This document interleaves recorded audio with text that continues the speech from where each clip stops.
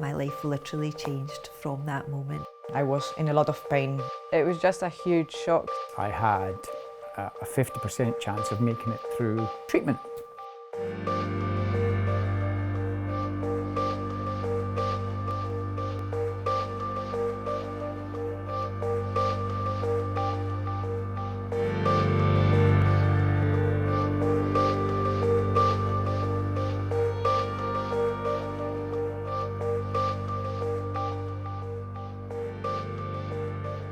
So I was diagnosed in September 2009, and in the run-up to it, I'd been feeling not right, quite kind of fluey and run down, and I didn't really think too much of it. I'd been really busy. I went to the doctor and they said they would do some blood tests. I had the blood tests in the morning. I went back to work. I felt like I was going to collapse and phoned the doctor, and they told me to come back down. So I went down, and he told me that I had cancer. My name is Florencia. I lived in Scotland for the last 7 years. 5 years ago I was diagnosed with osteosarcoma, that is primary bone cancer in my left knee and tibia. It took a long time, the whole process, very complicated. My son was going through a process of being diagnosed with autism, so really struggling to get help for him and for myself. It was anger, basically. Anger and fear, because it's a rare cancer. Also, I was told that it was very likely that I would lose my leg, so it was a lot to take in.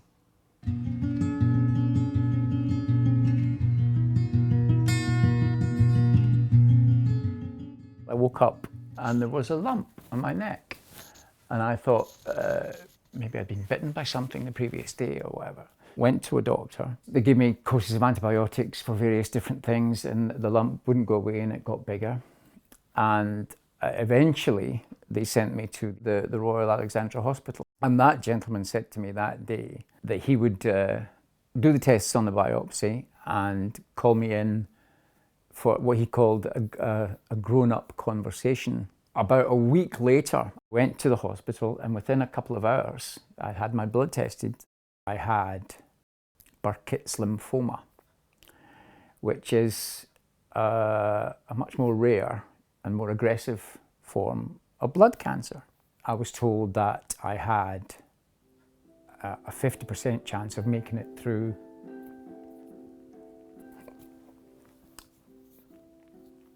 making it through 4 months of treatment.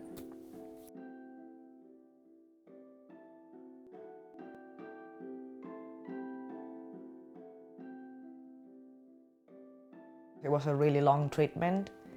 It's a chemotherapy before, and then it's operation and more chemotherapy. I take chemotherapy in tablet form, so I take 2 tablets in the morning, 2 tablets at night. I fast for 2 hours before and an hour afterwards. You get used to that. It's a small price to pay for keeping you alive. Side effects were life-threatening. It was just you don't have an immune system, basically. I would like to pretend that it didn't happen, but it did, unfortunately. I went through 3 months of intense chemotherapy. The first day I got to hospital, they put in what they call a PICC line, which is a tube that is inserted into your arm. There. Actually, there's a wee mark there where it was. That's where it was, and that goes in through your arm in your vein into your chest. And within an hour of that having been put in, I was immediately having drugs pumped into my body from a drip.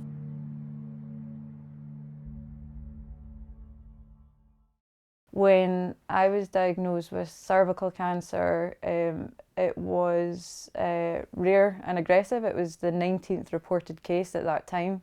It was just a huge shock, to be honest. I was 27 at the time. I just ran my first marathon. Don't drink, don't smoke, had a good healthy diet. So it was a huge shock, and literally from that day forward, like, my life completely changed. I had an operation that was performed to save my leg, but I have metal rods from the tibia. It's the full tibia that is gone, it's the full knee and a part of a femur. So it is my mobility, and My ability to look after my son, he misbehaves because he knows that I cannot run after him. So that's the main issue, and pain, and also hearing loss. I have to wear hearing aids because of the chemotherapy. I was useless, not working, and I'm not working now, and I won't work for quite some considerable time to come.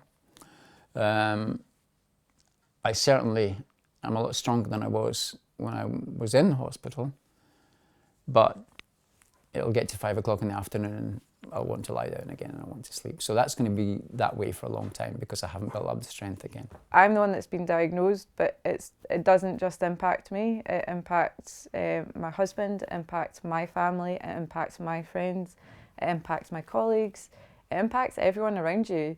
And it's horrible because you don't want that. I don't want people worrying about me. I don't want people worrying about the future, and I wish I could take it away. I kind of carry along in a bubble, if you like, of getting on with it, and then there are other people that have the same type of leukemia as me, and suddenly I hear that things have gone wrong with their treatment, and it brings it all back to reality that you're not invincible and that it is, you know, a life-limiting disease that you're living with. So I live with my husband, and he's definitely had to take on a lot more. So he cooks the meals, he does the majority of the housework. I can't drive, I've had to surrender my driving licence. So even with things like food shops, like basic day-to-day things, I'm really lucky that I do have my husband to help out with those things. I think I'd really struggle if it wasn't for him. The other morning I was feeling particularly rubbish, so I decided to take the dog out. Walked down the street and at every door there's a bag with cancer written on it going down the street. I couldn't get away from it, you know. I will now always have cancer because that word will mean an enormous amount to me because I've gone through this journey so far.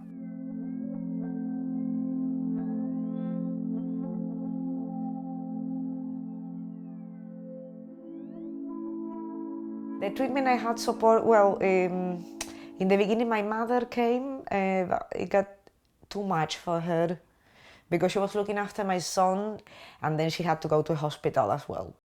STV were incredible when I was first diagnosed. It was very much like you take all the time you need to get over this. I'm involved with a lot of charities, so Rainbow Valley I'm on the board of, and the people on the board there are, you know, my close friends, and they've been a massive support to me. So at the moment I see a surgeon, a psychologist, a neurologist, an epilepsy specialist, and then I'm having to go to see my GP from time to time to get bloods done and stuff. They understand that it's not just your physical body it impacts, so they're always engaged in those conversations, and they're very open in terms of if you've got any questions, don't hesitate. So I feel very well supported. My own coping strategy was to talk about it. I started a thing called Lump Life, which is my vlog on my cancer, basically. I started that when I got the first diagnosis. We're now up to episode 12, I think. There's 12 episodes on YouTube. And I have had a lot of feedback from people I don't know, actually, who've got messages back to me and said that it was helpful.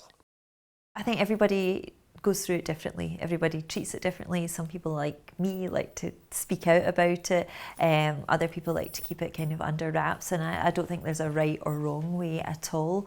I always say that cancer's a bit like the word Voldemort. Some people just don't like saying it. Personally, I find speaking to others who aren't so close to you better because you can cry and vent to them without feeling that you're upsetting them, so there's no need to hold back. For me, I had to identify the people I was comfortable being vulnerable with, and that is literally my husband and my parents. They're the three people that when I do have my meltdown moments, when I do want to break down and cry about it, they're there.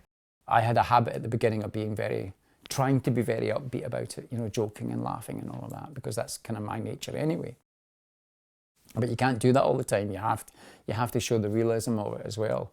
One of the worst aspects of this stupid disease is how fucking bored you get.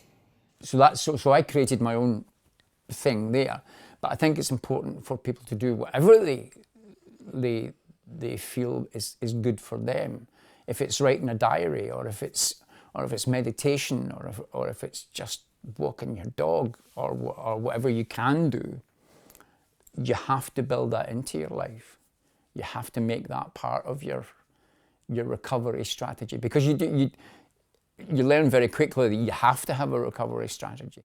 My plans for the future, it's, well, I would like to run a successful business in translation and interpreting, and well, like this, you know, to have a decent life and being able to provide my son with all the services that he cannot get. Ideally, I'd love in a few years to have a family and be able to live as normal a life as possible with it. Even if I do have the cancer for years to come, then I'll try and live as normally as possible, try and work as normally as possible.